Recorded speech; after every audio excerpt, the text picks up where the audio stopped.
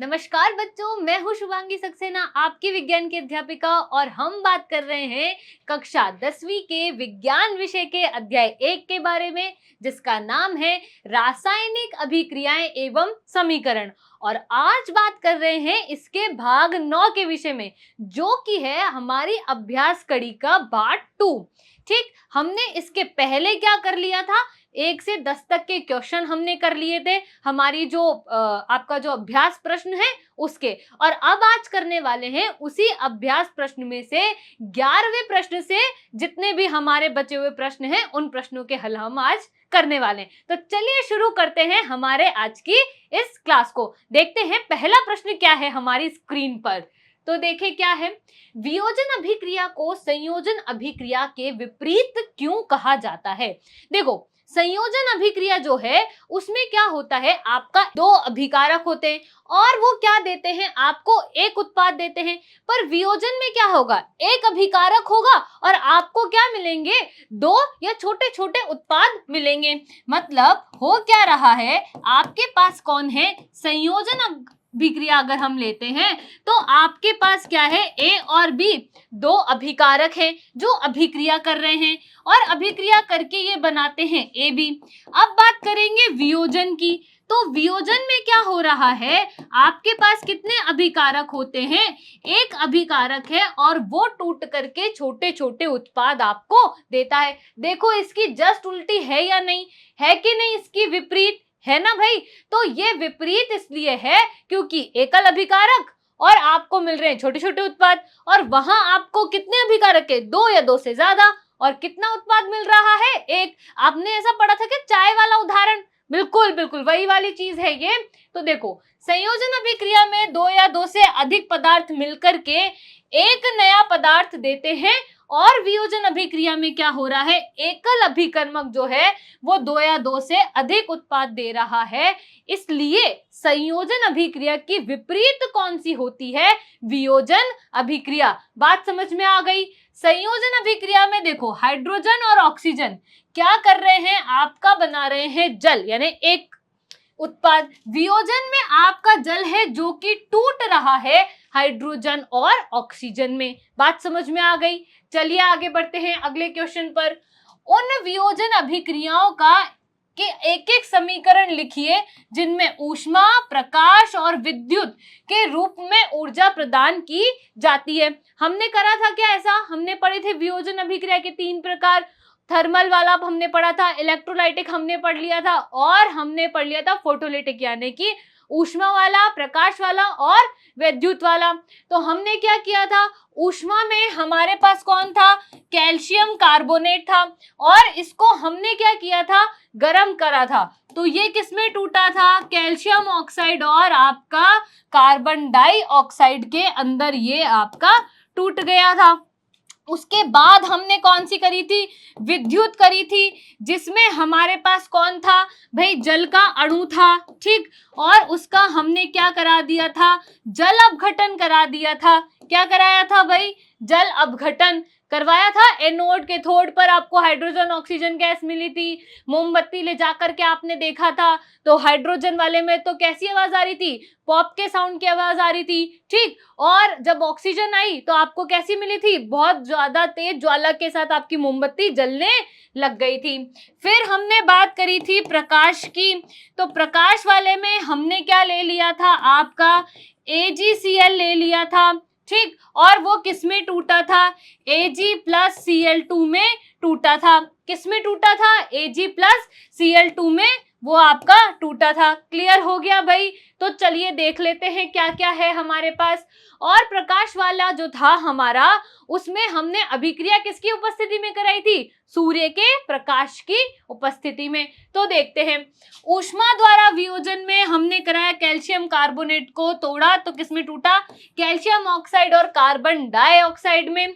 प्रकाश द्वारा वियोजन जब हमने कराया तो वो किसमें टूटा, आपका सिल्वर और क्लोराइड में, यानी यहाँ श्वेत था तो धूसर रंग आपको मिला था।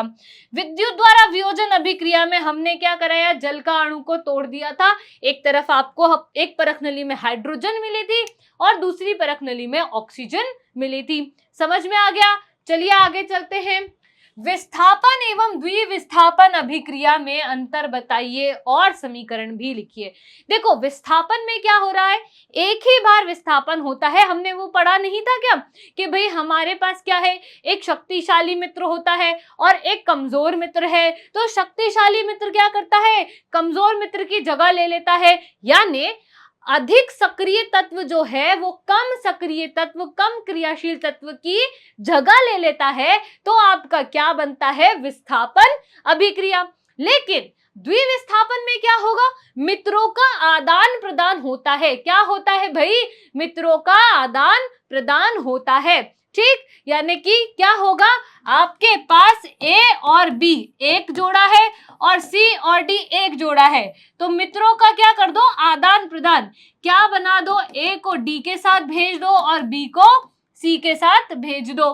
तो क्या हो गई है, द्विविस्थापन अभिक्रिया। यानी आपका कितनी बार विस्थापन हुआ है, 2 बार। चले आगे देखते हैं क्या हो रहा है।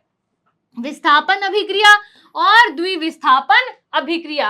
अभिक्रिया में अधिक क्रियाशील तत्व कम क्रियाशील तत्व को क्या करते हैं, विस्थापित। हमने सक्रियता श्रेणी भी पूरी पढ़ी थी। इन अभिक्रिया में दो यौगिकों के बीच आयनों का क्या होता है, आदान प्रदान। मित्रों का क्या हो रहा है, आदान प्रदान। उदाहरण आयन के लिए क्या लिया था, NaCl, जो कि क्या है, खाने का नमक। कैसे टूटता है, Na+ और Cl- में। उदाहरण देखो, आयरन ने क्या करा है, कॉपर सल्फेट से अभिक्रिया करी है। हमने ये प्रयोग क्लास में किया था। कॉपर सल्फेट का विलयन नीला होता, उसमें डाली थी आयरन की कीलें, कुछ देर रख दिया था। क्या हुआ था, रंग कैसा हो गया था, हमारे पास मलिन रंग का आपको क्या मिला था, आयरन सल्फेट का विलयन मिला था। और कील भी कैसी थी, भूरी थी। Very good. तो ये क्या हो गई है, आपकी विस्थापन अभिक्रिया। दूसरी क्या है, सोडियम सल्फेट ने बेरियम क्लोराइड से क्रिया करी, तो बेरियम सल्फेट मिला और क्या मिला, खाने का नमक, यानी कि NaCl आपको मिला। ये जो बेरियम सल्फेट है ये श्वेत आपको अवक्षेप मिलता है। बात समझ में आ गई। चले आगे, क्लियर हो गया है। क्वेश्चन नंबर 14 क्या कहता है, सिल्वर के शोधन में सिल्वर नाइट्रेट के विलयन से सिल्वर प्राप्त करने के लिए कॉपर धातु द्वारा विस्थापन किया जाता है। इस प्रक्रिया की अभिक्रिया लिखो। क्वेश्चन को दोबारा समझो। सिल्वर का शोधन करना है, सिल्वर को क्या करना है, साफ। सिल्वर नाइट्रेट की अभिक्रिया है ये। सिल्वर नाइट्रेट का क्या है आपके पास, विलयन। अब इस सिल्वर नाइट्रेट में से आपको क्या निकालना है, सिल्वर।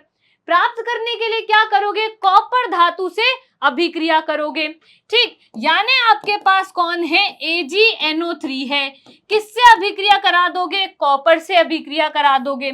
अब आपको क्या मिलना चाहिए कि आपको चाहिए, सिल्वर का शोधन है तो सिल्वर बाहर निकलेगी, यानी कॉपर किसकी जगह लेगा, सिल्वर की जगह लेगा। तो भाई कॉपर अगर सिल्वर की जगह लेगा तो कॉपर कुछ क्या करेगा, इस तरीके से बनेगा और आपका सिल्वर जो है भाई वो कहाँ आ जाएगा, बाहर। तो देखो यहाँ पर ये जो NO3 जो है वो कितने हैं, 2 हैं। तो हम यहाँ क्या लगा देंगे, 2। अब सिल्वर कितना हो गया है, 2। तो यहाँ भी सिल्वर कितना हो जाएगा, आपका 2 हो जाएगा। बात समझ में आ गई, कोई दिक्कत है। चलिए देख लेते हैं हम। 2AgNO3 है हमारे पास, 2AgNO3 है। कॉपर से अभिक्रिया हो रही है, कॉपर से अभिक्रिया हो रही है। क्या मिल रहा है हमें, हमारा जो सिल्वर है वो हमको बाहर मिल गया है और कॉपर नाइट्रेट का विलयन हमको मिला है। क्लियर हो गया। चलिए आगे देखते हैं। अवक्षेपण अभिक्रिया से आप क्या समझते हैं, उदाहरण देकर बताइए। अवक्षेपण में क्या होता है बच्चों, कि आपने जब रासायनिक अभिक्रिया करी, ठीक, तो उस अभिक्रिया में क्या होगा कि एक ऐसा पदार्थ होगा जो कि क्या होगा, परख नली के पैंदे में बैठ जाएगा। वो जल में अविलेय होगा, यानी जल में वो घुलनशील नहीं होगा। ऐसे पदार्थ को आप क्या कहते हो, अवक्षेप कहते हो। और इस अभिक्रिया को क्या कहोगे, अवक्षेपण अभिक्रिया कहोगे। क्या कहोगे, अवक्षेपण अभिक्रिया। बात समझ में आ गई। चलिए देखते हैं। रासायनिक अभिक्रिया के फलस्वरूप निर्मित पदार्थ कैसा होगा, ठोस। जल में कैसा होगा बच्चों? अविलय होगा। तो अभिक्रिया कैसी होगी? अवक्षेपण अभिक्रिया होगी। Na2SO4 सोडियम सल्फेट जो है बेरियम क्लोराइड से क्रिया करके बेरियम सल्फेट का क्या बनाता है? श्वेत अवक्षेप बनाता है। तो क्या हो गया है यहाँ पर? ये कौन है? अवक्षेप, यानी ये जल में कैसा है? अविलय है। चलिए अगला प्रश्न देखते हैं। ऑक्सीजन का योग या ह्रास के आधार पर निम्न पदों की व्याख्या करो। प्रत्येक के लिए 2 उदाहरण भी दीजिए। भाई हमको क्या करना है? ऑक्सीजन का ह्रास हो और ऑक्सीजन का क्या हो? उसमें वृद्धि हो। इस आधार पर उपचयन और अपचयन को परिभाषित करना है। तो उपचयन में तो क्या होता है? आपका ऑक्सीजन जुड़ जाती है।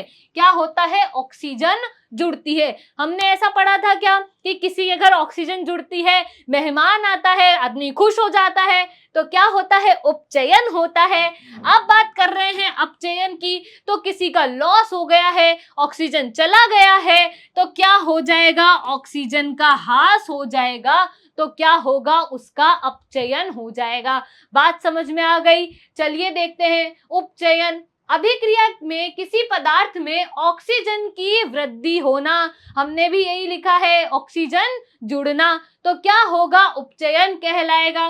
देखो कार्बन में कौन जुड़ गई है? ऑक्सीजन जुड़ गई है। तो क्या बना है? Carbon dioxide. तो कार्बन तो खुश हो गया, उसके घर कौन आया है? ऑक्सीजन आया है। मैग्नीशियम अकेला था, ऑक्सीजन से क्रिया कर ली तो मैग्नीशियम ऑक्साइड बना है, मैग्नीशियम भी खुश हो गया है क्योंकि घर में कौन आया है? ऑक्सीजन आया है। अब जिनके घर से ऑक्सीजन गया है वो कैसे होंगे? दुखी हो जाएंगे। नहीं होंगे क्या भाई दुखी? ऑक्सीजन कैसी है भाई? सांस लेने में सहायक है ना, तो ऑक्सीजन की वजह से सांस आ रही है, ऑक्सीजन चली गई, सांस ही नहीं आएगी। समझ रहे हो बात को? तो अब आगे चलते हैं। जिन अभिक्रियाओं में आपका ऑक्सीजन चले जाता है, ह्रास हो जाता है, क्या कहलाती है? अपचयन अभिक्रिया, या उस पद का क्या होता है? अपचयन होता है। जिंक ऑक्साइड है, यहां से आपकी ऑक्सीजन चली गई है इस कार्बन के पास, तो ये क्या हो गया है? Carbon monoxide. और जिंक कैसा रह गया है? अकेला, तो जिंक का क्या हो गया है? अपचयन। ऐसे ही कॉपर ऑक्साइड से आपका ऑक्सीजन चला गया है हाइड्रोजन के पास और कॉपर कैसा रह गया है? अकेला, तो कॉपर का क्या हो गया है? अपचयन हो गया है। बात समझ में आ गई? चलिए अगले प्रश्न की तरफ चलते हैं। एक भूरे रंग का चमकदार तत्व, ये बोर्ड वालों का फेवरेट क्वेश्चन है। ऐसा आपके पाठ्य निहित प्रश्नों में भी एक था कि एक्स है, सफेदी करने में उपयोग किया जाता है, ऐसा बोर्ड्स में जरूर आता है। एक भूरे रंग का चमकदार तत्व है जो कि X को वायु की उपस्थिति में गर्म करने पर वो काले रंग का हो जाता है। X, इस तत्व X एवं उस काले रंग के यौगिक का नाम बताइए। एक भूरा चमकदार तत्व है, कौन सा है? X। ठीक, यानी कि वो कैसा है? भूरा चमकदार तत्व कौन था? कॉपर। भाई ऐसा पढ़ा था क्या हमने? हमारे पास कॉपर है ब्राउन कलर का, हम उस पे ऑक्सीजन की अभिक्रिया कराएंगे तो काली परत का निर्माण हो जाएगा, और काली परत का निर्माण होगा तो उसका नाम क्या होगा? कॉपर ऑक्साइड उसका नाम होगा। तो जो भूरे कलर का है उसका नाम क्या है? कॉपर। और ऑक्सीजन से क्रिया करा करके जिस पर काली परत चढ़ी है वो कौन है? कॉपर ऑक्साइड है। भूरे रंग के चमकदार तत्व का नाम क्या है? कॉपर। और ऑक्सीजन यानी वायु की उपस्थिति में गर्म करना मतलब ऑक्सीजन से क्रिया कराना। काले रंग की परत चढ़ती है तो क्या बनता है? Copper oxide. ये रही, ये ब्राउन कलर का है, ऑक्सीजन से अभिक्रिया करी, काले रंग की परत चढ़ गई तो क्या बन गया? Copper oxide. चलिए नेक्स्ट प्रश्न देखते हैं। लोहे की वस्तुओं को हम पेंट क्यों करते हैं? भाई लोहे की वस्तु है, ठीक, हमने ऐसा पढ़ा था क्या हमारी क्लास में कि लोहा पे क्या लग जाता है? जंक लग जाता है। कैसे लग जाता है? कि लोहा नमी से, आर्द्रता से, ठीक है, वायु में उपस्थित ऑक्सीजन से, ठीक है, जल से, अम्ल से, इन सब से क्रिया करके क्या करता है? अपने आप को संचारित कर लेता है, यानी वो कैसा हो जाता है? खराब होना शुरू होता है, उस पर ऑक्साइड की परत चढ़ना शुरू होती है। तो क्या होता है? लोहा पर क्या लगता है? जंक लग जाता है।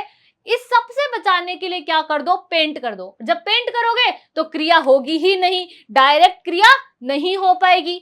बात समझ में आ गई? ठीक, देखे क्या है, लोहे की वस्तुओं पर ऑक्सीजन व नमी की उपस्थिति में जंग लग जाती है, अतः वायु व जल के संपर्क में आने से रोकने के लिए क्या करें, पेंट कर दो। तो जैसे ही पेंट करोगे, ये आपकी कोई लोहे की वस्तु है, ठीक।